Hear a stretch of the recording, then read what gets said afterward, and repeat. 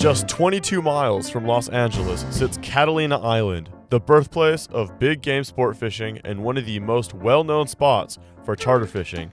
If you've ever wanted to book a charter here, or you're curious about what you'll need for a trip like this video is for you.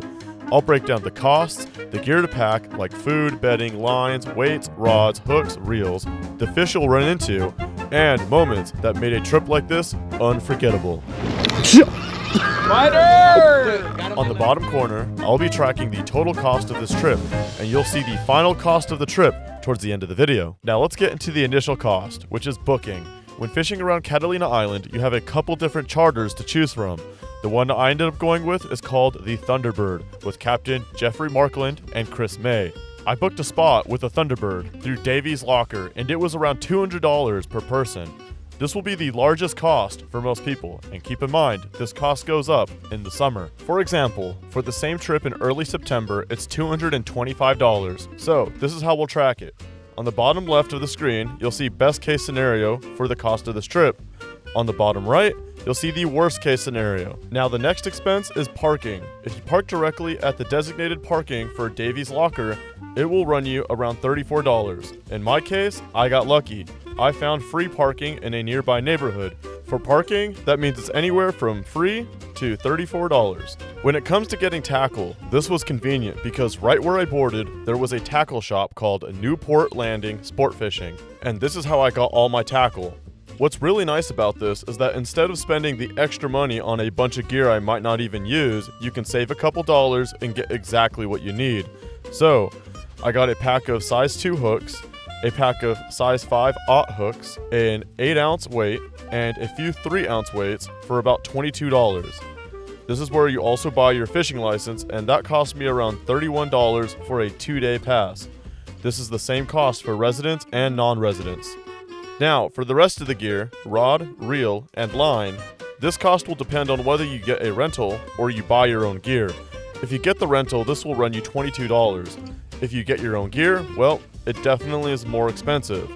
If you bring your own, a good rod-reel combo is the Penn Battle 4 size 6000 for about $142, paired with a heavy action rod like this heavy action ugly stick for $89.99. Now, with this reel, you will need your own line. So I would pick up some 50-pound braid, and you'll need 335 yards of it to fill up this spool. So a 500-yard spool will work great, and you'll have some extra line. This will cost you around $25. And finally, you'll need some mono fishing line for leaders. I got this green Berkeley Tri-Line Big Game monofilament for $9.54. If you're looking to get some affordable line for leaders, I would recommend this. I used it for everything out here, and it worked great. So I did purchase 2 rental rods. I also brought a Penn Battle, like I mentioned before, and I brought another one called the Penn Spinfisher. There you go. You let him do his thing. He either takes all your line or he doesn't. God. Now, the Penn Spinfisher 4 5500 was not the right rod for this. So if you bring a small reel like this, only use it on smaller fish, not big game fish. I would recommend the Penn Battle 4, like I've explained earlier, for big game. Now, there are some additional fees for this trip, and I'll account for those later. On these types of trips, you can expect a wide variety of species to catch, but I'll put it into 2 categories for the purposes of this video: game fish and non-game fish. Game fish includes white sea bass, yellowtail, tuna, including yellowfin and bluefin, mahi, and calico bass. Some popular non-game fish are ocean whitefish, rockfish, sculpin, lingcod, and sheepshead. Something that you might find super useful is that if you want to see what people are catching right now, most boats record all their catches and you can view it on their website. For example, this is what is visible on Thunderbird's website right now. On my day-and-a-half trip, we targeted game fish first, and then we fished for everything else but mostly non-game fish for the rest of the day.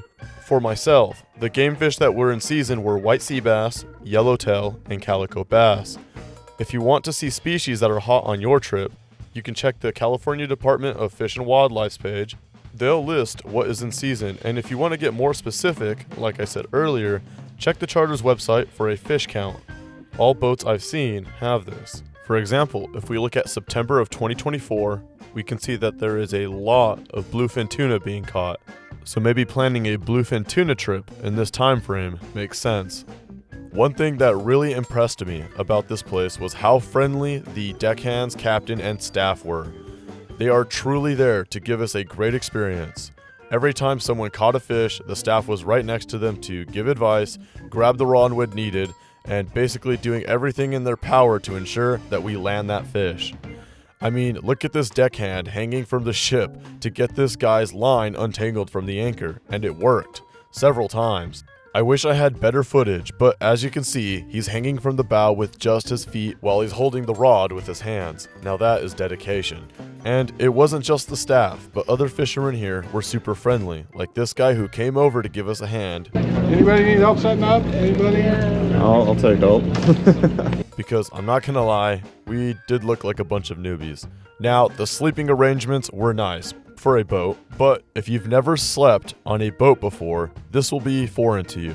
You basically have a room full of triple bunk beds, and you crawl into your space.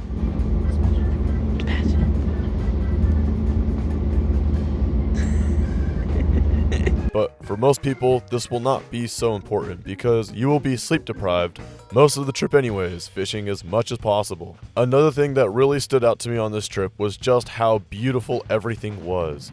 There were so many unforgettable moments with nature. Right from the start, we drove over a huge school of anchovies and they were jumping out of the water everywhere. Oh my gosh, look. They're everywhere out here, oh my god. Later, while we were waiting, squid were visible all around us. Their translucent bodies were lighting up because of the white light that we had in the water.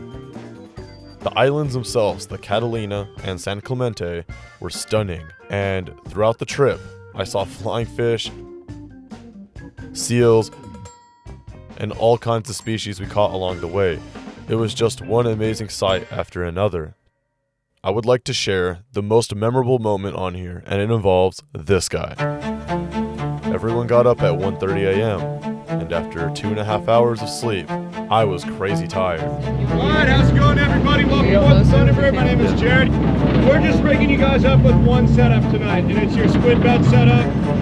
40-pound test, sure. I'd use 50 or 60. This bigger grade SeaBass chews through the 60, no problem sometimes. We can catch 1 in the morning, we can catch none in the morning, we can catch limits in the morning. It's super inconsistent out there right now. This is all big grade fish. The yellows are no less than 35 pounds. We're getting fucked up. There we go. As I was falling asleep, and I was about to knock out, this guy caught a yellowtail, and this was not expected. The focus went from SeaBass to yellowtail. I was wide awake, and everyone knew that the bite was right around the corner. Oh, there's another biter. We got 2 going. I need a crew 3, right? That's 3. Oh, we got 3 going. Motherfuckers, get up. Hey. I didn't shake it. Oh, another one. Another biter. Everyone's down there.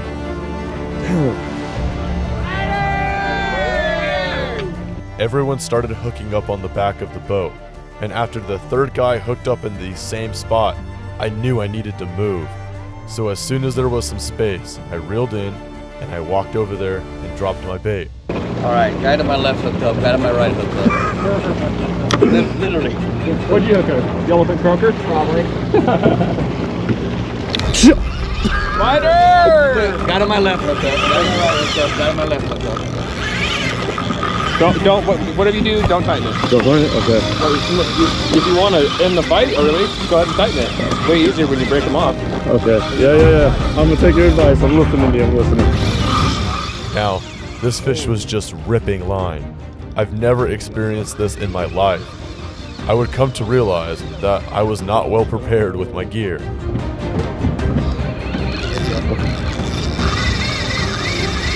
Please don't take on my line. Please don't take on my line. Please don't take on my line.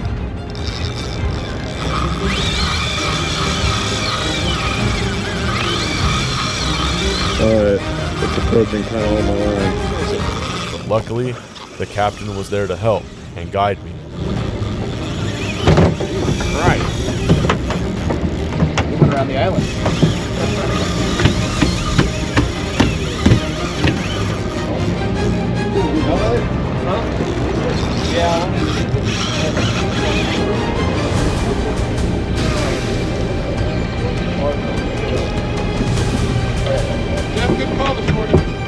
So the captain adjusted the drag a little bit, and somehow he got the fish to slow down, and I got a few reels in. It started to look like I was going to gain a lot of line back on this fish, but then it was time for round 2.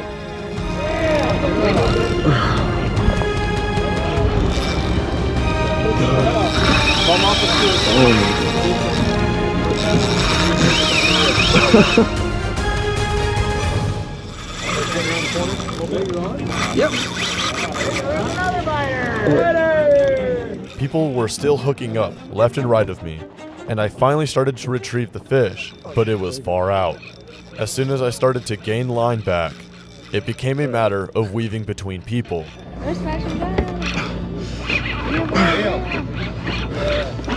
Put one on for the team.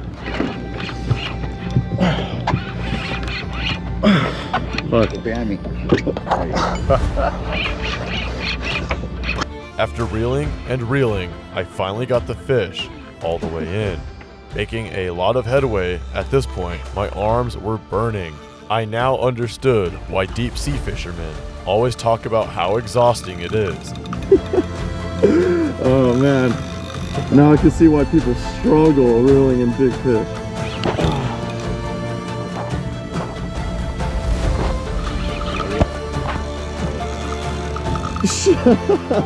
I would pull him in a little bit and he would pull out. Then I would reel him in a little bit and then he'd pull line out. Then I'd reel him in a little bit and he would still pull some more line out. But my hook set was good, and this fight was inevitable. It's coming up.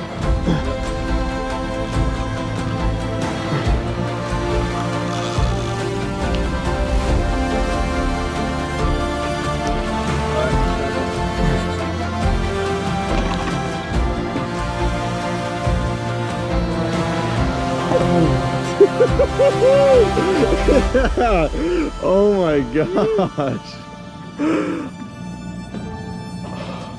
Holy cow. After 11 minutes of fighting, this fish was caught, and it was over.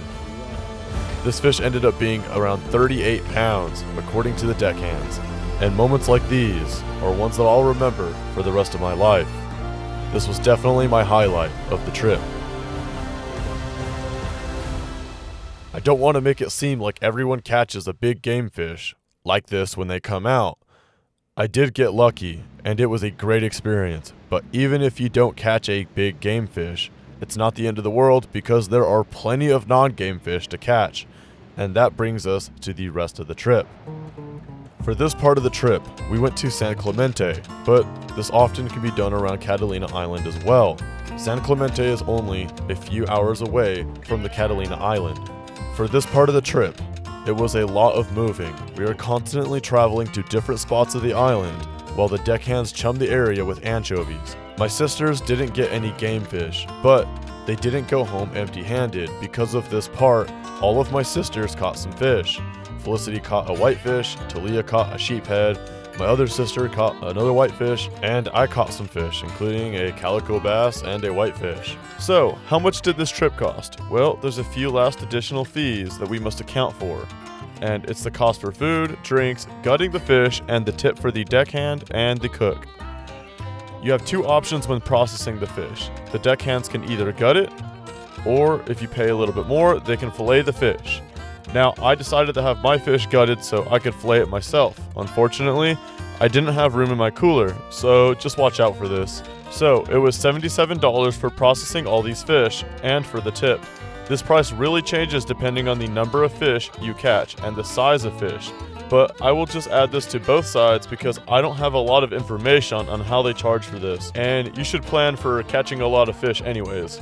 For food and tipping the cook, we spent about $14, and this cost was very low, mainly because we brought our own food and we waited to eat once we got off. Keep in mind that most boats don't allow you to bring your own food. Also, keep in mind that all transactions done on the boat are done in cash, so I would bring around $200 just to be safe. On the low end, you can expect a trip like this to cost around $366. If you don't pay for parking, you get a rental, and you go hungry. On the high end, it's around $670 if you pay for parking, go during peak fishing seasons, and buy your own gear. Anyways, thanks for watching. If you made it this far into the video, thank you.